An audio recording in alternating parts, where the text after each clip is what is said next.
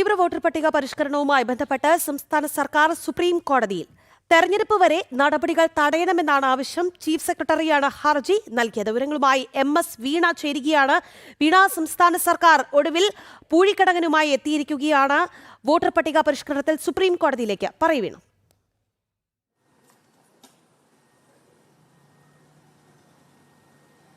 രാഖി, ഈ തദ്ദേശ തിരഞ്ഞെടുപ്പ് നടക്കുന്ന ഒരു സാഹചര്യത്തിൽ അടുത്തിരിക്കുകയാണ്. ഈ ഒരു ഘട്ടത്തിലാണ് ഇത്തരത്തിലുള്ള ഒരു നിലപാട് ഇപ്പോൾ സർക്കാർ സ്വീകരിച്ചിട്ടുണ്ട്. ഇത് അവസാനവട്ട സർക്കാരിന്റെ ഒരു അടവാണെന്ന് വേണം നമുക്ക് മനസ്സിലാക്കാൻ സാധിക്കുന്നത്. അതായത് ഈ തീവ്ര വോട്ടർ പട്ടിക പരിഷ്കരണം സംസ്ഥാനത്തടക്കം വലിയ മാറ്റങ്ങൾ ഉണ്ടാക്കുമെന്നും കള്ള വോട്ടുകളടക്കം തടയുന്നതിന് വലിയ തരത്തിലുള്ള മാറ്റങ്ങൾ ഉണ്ടാക്കുമെന്നും അത് യഥാർത്ഥ വോട്ടർമാരാരാണ് എന്നുള്ളത് മനസ്സിലാക്കുവാനും ശരാശരി എത്ര ആൾക്കാരാണ് വോട്ട് ചെയ്യുന്നതും അത്തരത്തിലുള്ള വോട്ടിലെ കൃത്യമായ കണക്കുകളും ക്രമക്കേടുകളും തടയുന്നതിന് SIR സഹായിക്കുമെന്നത് ഏറ്റവും പ്രധാനപ്പെട്ട കാര്യമാണ്. എന്നാൽ ഈ ഘട്ടത്തിലാണ് തദ്ദേശ തിരഞ്ഞെടുപ്പിന് മുമ്പ് ഈ നടപടികൾ നിർത്തിവെക്കണമെന്നൊരു ആവശ്യവുമായി സുപ്രീം കോടതിയെ സമീപിക്കാനായിട്ട് സംസ്ഥാന സർക്കാർ തീരുമാനിച്ചിരിക്കുന്നത്.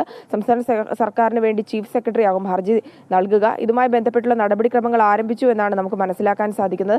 ഏറ്റവും എടുത്തു പറയേണ്ടത്, നമുക്കറിയാം, ഇതിന് തൊട്ട് മുമ്പുള്ള തിരഞ്ഞെടുപ്പുകളിലൊക്കെ നമ്മൾ കണ്ടതാണ്. കണ്ണൂർ അടക്കമുള്ള ഇടങ്ങളിൽ വലിയ തരത്തിൽ, അതായത് രേഖകൾ പ്രകാരം മരിച്ചവരാണ്. പക്ഷേ ഈ തിരഞ്ഞെടുപ്പ് അടുക്കുന്ന സമയത്ത് വോട്ടെടുപ്പ് നടക്കുന്ന സാഹചര്യത്തിൽ ആ മരിച്ചവരൊക്കെ വന്ന് വോട്ട് ചെയ്യുന്ന ഒരു സാഹചര്യം, ഒരാൾ തന്നെ നിരവധി തവണ, അതായത് ഒന്നിലേറെ തവണ വോട്ട് ചെയ്തത്, അത്തരത്തിലുള്ള സംഭവങ്ങൾ പലതവണ ഇത്തരത്തിലുള്ള കള്ള വോട്ടുകളുടെ വിവരങ്ങളടക്കം വാർത്തകളടക്കം പുറത്തു വന്നിട്ടുണ്ട്. അത്തരത്തിലുള്ള തെളിവുകളടക്കം പുറത്തു വരുമ്പോൾ ഇടതുപക്ഷ മുന്നണി അടക്കം ഇത് എതിർക്കുന്ന, അല്ലെങ്കിൽ ഇത്തരത്തിലുള്ള വാദങ്ങൾ ശരിയല്ല എന്ന് ഉന്നയിക്കുന്ന പലപ്പോഴും നമ്മൾ കണ്ടിട്ടുണ്ട്. തിരഞ്ഞെടുപ്പ് അടുക്കുമ്പോൾ ഇത് സർക്കാരിന് വലിയ തരത്തിൽ, അതായത് തദ്ദേശ തിരഞ്ഞെടുപ്പും അതിന് അടുക്കുന്ന ഒരു സാഹചര്യം, അതിന് തൊട്ട് പിന്നാലെ തന്നെ നിയമസഭാ തിരഞ്ഞെടുപ്പും ഉണ്ടാകും. ഈ ഒരു ഘട്ടത്തിൽ ഇത് സർക്കാരിന് തിരിച്ചടി ഉണ്ടാക്കുമെന്ന് സർക്കാരിന് തന്നെ അറിയാം. മാത്രമല്ല, ഇത് വലിയ തരത്തിൽ മാറ്റങ്ങൾ ഉണ്ടാക്കുമെന്ന്, ഒരു വോട്ടർ പട്ടിക പരിഷ്കരണം എന്നുള്ളത് ഏറ്റവും പ്രധാനപ്പെട്ട കാര്യമാണ്. കേരളത്തെ അടക്കം മറ്റ് സംസ്ഥാനങ്ങളിലടക്കം അതൊക്കെ പരിഷ്കരണ നടപടികളൊക്കെ ഉണ്ടായതിൽ വലിയ തരത്തിലുള്ള മാറ്റങ്ങളും ഒപ്പം തന്നെ ഇത് തിരഞ്ഞെടുപ്പിലും അതുപോലെ തന്നെ വോട്ടെണ്ണലും ഒക്കെ വലിയ ചലനങ്ങൾ സൃഷ്ടിച്ചതുമാണ്. കള്ളവോട്ട് തടയുന്നതിനടക്കമുള്ള കാര്യങ്ങളിലേക്ക് അത്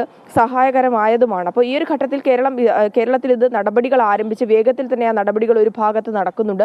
ആ നടപടികൾ വേഗത്തിൽ നടക്കുമ്പോൾ ഈ ഫോമുകളും മറ്റു കാര്യങ്ങളും ഒക്കെ വിതരണം ചെയ്യുന്ന നടപടികളും പുരോഗമിച്ചുകൊണ്ടിരിക്കുകയാണ്. അതിൽ പ്രത്യേകിച്ച് കേന്ദ്ര സർക്കാർ തന്നെ ഇടപെടുകയും ഒപ്പം തന്നെ മുമ്പ് നമ്മൾ ഇത്തരത്തിലുള്ള വോട്ടർ പട്ടിക പരിഷ്കരണം വർഷങ്ങൾക്ക് മുമ്പാണ് നടന്നിട്ടുള്ളത്. ആ ഘട്ടത്തിലൊക്കെ അംഗനവാടി അധ്യാപികമാരെയാണ് ചുമതലപ്പെടുത്തിയിരുന്നത്. ഈ ഒരു ഘട്ടത്തിൽ മറ്റ് സർക്കാർ ഉദ്യോഗസ്ഥരിലെ വിവിധ ഉദ്യോഗസ്ഥരെയാണ് ഇതിന് ചുമതലപ്പെടുത്തിയിരിക്കുന്നത്. അതിന്റെ പുരോഗതിയൊക്കെ കൃത്യമായി തന്നെ നടക്കുന്നുണ്ട്.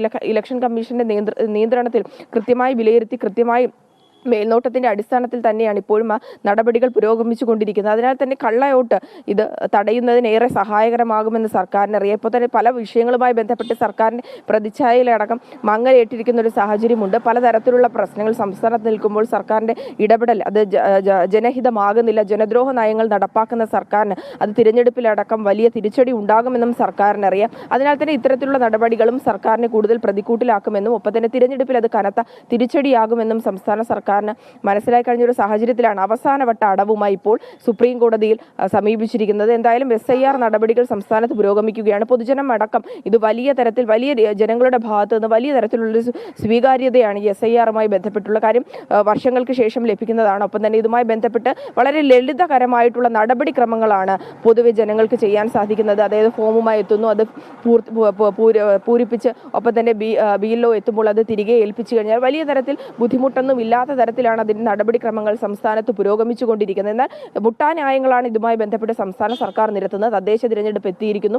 ഈ ഒരു സാഹചര്യത്തിൽ ഇതുമായി പോകുമ്പോൾ വലിയ തരത്തിലുള്ള പ്രതിസന്ധി ഉണ്ടാകുമെന്നാണ് സർക്കാർ അടക്കം ഇത്തരത്തിലുള്ള ന്യായവാദങ്ങൾ നിരത്തുന്നത്. എന്നാൽ തിരഞ്ഞെടുപ്പുമായിട്ടുള്ള പ്രവർത്തനങ്ങൾ ഒരു ഘട്ടത്തിൽ നടക്കുമ്പോൾ തിരഞ്ഞെടുപ്പിനെ ബാധിക്കാത്ത തരത്തിൽ BLOമാരുടെ സാഹചര്യവും ഒപ്പം തന്നെ അവരുടെ ബാക്കിയുള്ള പ്രവർത്തനങ്ങളെയും ഒക്കെ മാനിച്ചുകൊണ്ട് ഈ SIRന്റെ പ്രവർത്തനവും തുല്യമായി തന്നെയാണ് ഇലക്ഷൻ കമ്മീഷൻ കൊണ്ടുപോകുന്നത്. സംസ്ഥാനത്ത് ഇതുമായി ബന്ധപ്പെട്ട് വലിയ തരത്തിൽ ബുദ്ധിമുട്ടുണ്ടാക്കുന്ന തരത്തിലല്ല ഇപ്പോഴും SIRന്റെ നടപടിക്രമങ്ങൾ പല ഭാഗങ്ങളിലും നടന്നുകൊണ്ടിരിക്കുന്നത്. ഫോമുകൾ വിതരണം ചെയ്യുന്നു, പിന്നീട് പോയി ആ ഫോമുകൾ പൂരിപ്പിച്ച ഫോമുകൾ പിന്നീട് അത് തിരികെ വാങ്ങിക്കുന്ന നടപടിക്രമങ്ങൾ വിവിധ ഇടങ്ങളിൽ നടന്നുകൊണ്ടിരിക്കുകയാണ്. അപ്പോൾ അതുമായി ബന്ധപ്പെട്ട് സുഗമമായ പ്രവർത്തനം നടക്കുന്നതിനിടയിലാണ് സർക്കാർ ഇത്തരത്തിലുള്ള ഒരു പിന്തിരിപ്പൻ നയവുമായി സുപ്രീം കോടതിയെ സമീപിച്ചിരിക്കുന്നത്. ഇത് തദ്ദേശ തിരഞ്ഞെടുപ്പ് സമയത്ത് ഇത് അപ്രായോഗികമല്ല എന്ന ന്യായീകരണമാണ് സർക്കാർ നിരത്തുന്നത്. രാഖി, തീവ്ര വോട്ടർ പട്ടിക പരിഷ്കരണവുമായി ബന്ധപ്പെട്ട് സംസ്ഥാന സർക്കാർ സുപ്രീം കോടതിയിൽ തെരഞ്ഞെടുപ്പ് വരെ നടപടികൾ തടയണമെന്നതാണ് ആവശ്യം. MS വീണയാണ് തിരുവനന്തപുരത്ത് നിന്ന് വിശദാംശങ്ങൾ നൽകിയത്.